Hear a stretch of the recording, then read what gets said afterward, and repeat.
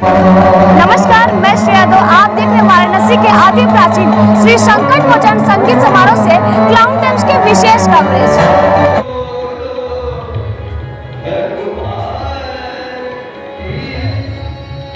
2 वर्षों के अंतराल पर पुनः अपने मौलिक स्वरूप में लौटा है।